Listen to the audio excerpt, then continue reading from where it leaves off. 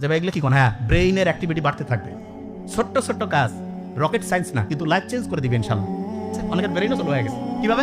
ওই যে শয়তানি ঢুকছে, যখন এই ব্রেইনে শয়তানি ঢুকবে ওর ক্যাপাসিটি আস্তে আস্তে ডাউন। অনেকে কয় না যে ভাই ছোটবেলায় খুব পড়তাম, খুব মুখস্থ হইতো, এই ভার্সিটি ঢুকলাম, তারপরে কি হয়েছে ভাই, ব্রেন কাজ করে না। কয় ভাই ব্রেন মনে হয় পচে গেছে। এই ব্রেন পচে যাওয়া, এইটাকে এখন বিজ্ঞানীরা বলছে ব্রেন রট। ব্রেন পচে যায় ভাই, এটা কি ব্যাপার? ব্রেইনের মধ্যে হচ্ছে ওই যে শয়তানি বদমাশি ঢুকলে ব্রেন পচে যায়। আচ্ছা, একজনের ব্রেন পচছে কিনা এটা কি বাইরে থেকে দেখার কোনো বুদ্ধি আছে? আছে। কিরকম যে ভাই এটা কেমন বুদ্ধি আছে, ব্রেন পচে গেছে আমরা এটা বুঝতে পারবো? হ্যাঁ বুঝতে পারবো। কিভাবে? স্বাভাবিক যে কাজ, যেই কাজ করলে তার ভালো লাগার কথা, সেই কাজ যদি তার ভালো না লাগে তাহলে তার ব্রেন পচে গেছে। এক্সাম্পল দিই, স্টুডেন্ট তার প্রধান কাজ কি বই পড়া, বই পড়তে তার ভালো লাগতেছে না, কি করতেছে? আজে বাজে কাজ করতেছে, ব্রেন পচার একটা লক্ষণ। বাপ মার সাথে ভালো আচরণ করার কথা, করতেছে না, ব্রেন পচে গেছে। টিচারের সাথে সম্মান পূর্বক আচরণ করা উচিত, করতেছে না, ব্রেন পচে গেছে। অনেকে কয় না জেনজি আছে না, জেনজি এই জেনারেশন, যেটা জেনারেশন জুমার্স, এরা খুব ভালো খুব খারাপ। খুব ভালো কারা? যাদের ব্রেন পরিষ্কার আছে, স্বচ্ছ আছে। আর ধ্বংস কারা হচ্ছে? যারা ব্রেন পচায় ফেলছে। এই পচা ব্রেন, এইটাকে পরিষ্কার করে সার্ভিসেল দিয়ে পরিষ্কার হবে? নো। এটাকে পরিষ্কার করার জন্য আল্লাহ খুব অসাধারণ একটা বুদ্ধি দিছে। যার ব্রেন পচে গেছে সে যদি এখন চিন্তা করে যে ভাই আমার ব্রেন তো শেষ, আফসোস, মন খারাপ, ব্রেন আরো পচতে থাকবে, তাহলে এই পচা ব্রেনকে পরিষ্কার করবো কি করে? অসাধারণ একটা বুদ্ধি আল্লাহ দিয়েছে। বিজ্ঞানীরা বলতেছে পচা ব্রেনকে সুস্থ করার জন্য প্রত্যেকদিন সকালে উঠে আয়নার দিকে তাকাইতে হবে, তাকায় বলতে হবে আমি খুব ভালো আছি, খুব ভালো আছি, খুব ভালো আছি, এরকম 5 বার বলবে। আমরা প্রত্যেক নামাজে প্রথম যখন ফজর শুরু করি, প্রথম সূরাটা আমরা কি পড়ি? সূরা ফাতিহা। আলহামদুলিল্লাহ রাব্বিল আলামিন, আল্লাহ তোমার কাছে খুব শুকরিয়া, খুব ভালো আছি। 4 রাকাত নামাজে 4 বার, জোহরে 10 বার, আসরে 4 বার, মিনিমাম করে বলছি, মাগরিবে 5 বার, এশায় 9 বার। বিজ্ঞানীরা বলতেছে 5 বার বলো, আয়নার দিকে তাকায়। আমরা আল্লাহর দিকে তাকায় প্রত্যেক নামাজে প্রত্যেকবার বলতেছি আল্লাহ খুব ভালো আছি, খুব ভালো রাখছো তুমি। এবং এইটা যদি আমি মনে মনে বিশ্বাস করি, এবং যখন আল্লাহকে আমি বলছি এই কথা, এইটা যদি আমি মনের মধ্যে বিশ্বাস করি এবং মুখে যা বলছি এটা আমার মনের মধ্যে আমি শতভাগ হচ্ছে একাগ্রতার সাথে চিন্তা করি, পচা ব্রেইন আস্তে আস্তে ভালো হইতে থাকবে। তার মানে যে কেউ যদি তার পচা ব্রেইনকে ভালো করতে চায় তাহলে তার প্রথম কাজ ঘুম থেকে উঠে আলহামদুলিল্লাহ, শুকর আলহামদুলিল্লাহ, উঠেই তার সাথে একটা কাজ করতে হবে। এটা কি?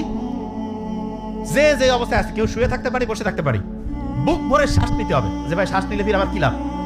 আমাদের যে মাথা থেকে শুরু করে গোটা বডিটা, এইটা চলে যেই জ্বালানি দিয়া, তার নাম হচ্ছে অক্সিজেন। 1 নম্বর অক্সিজেন হচ্ছে ওই যে গাড়ি চলার জন্য যেমন পেট্রোল ডিজেল লাগে, আমার গোটা বডিটা এবং তার হেড অফিস ব্রেইন চলে হচ্ছে অক্সিজেন দিয়া। অক্সিজেন যত আমি বুক ভরে নিব, পিওর অক্সিজেন যাবে। নেই একটু ভালো লাগবে? নেই না কেন?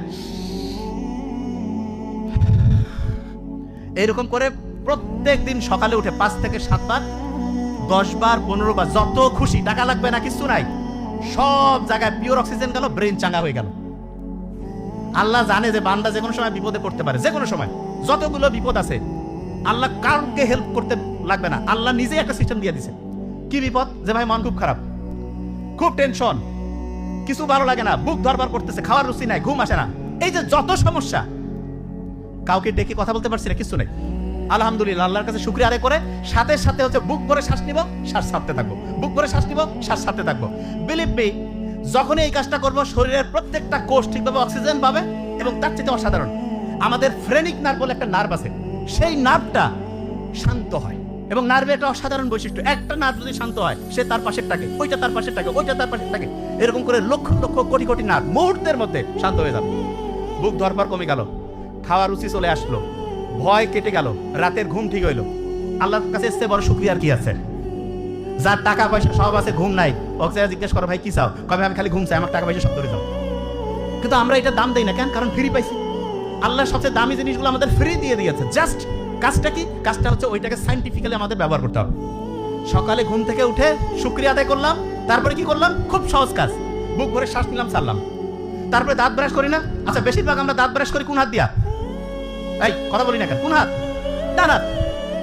ব্রেইনের ডানের সাথে ব্রেইনের বাম সাইডের একটা কানেকশন আছে, বামের সাথে ডানের, এই দুইটাই যদি স্ট্রং হয় খুব ভালো হয়। যে ভাই এটার কি, ওই যে মেসি যেমন বাপা দিয়ে খুব ভালো খেলে, ক্রিস্টিয়ানো রোনালদো ডান পা দিয়ে না, আমাদের ব্রেইনের দুইটা সাইডে যদি স্ট্রং হয় খুব ভালো হবে। বুদ্ধিটা কি? বুদ্ধিটা হচ্ছে আমরা যখন এই মাথা আশ্রাই ডান হাত দিয়া, দাঁত ব্রাশ করি ডান হাত দিয়ে, এখন থেকে সকালবেলা যখন দাঁত ব্রাশ করবো কালকে থেকে শুরু করা লাগবে। আজকে আমি সকাল আসার সময় এটা করছি, প্র্যাকটিস, ব্রেনটা অ্যাক্টিভ হয়ে যায়। কিরকম? বাম হাত দিয়ে দাঁত ব্রাশ করবো, বাহ কত সুন্দর। মাথায় যখন চুলটা আশ্রাবো বাম হাত দিয়ে। আমি যখন প্রথম বিছানা থেকে নামার সময় যখন পা ফেলবো খেয়াল করতে হবে আমি ডান পা ফেললাম না বাম পা। যে ভাই এগুলো কি কোন? হ্যাঁ, ব্রেইনের অ্যাক্টিভিটি বাড়তে থাকবে। ছোট্ট ছোট্ট কাজ, রকেট সায়েন্স না, কিন্তু লাইফ চেঞ্জ করে দিবে ইনশাল্লাহ।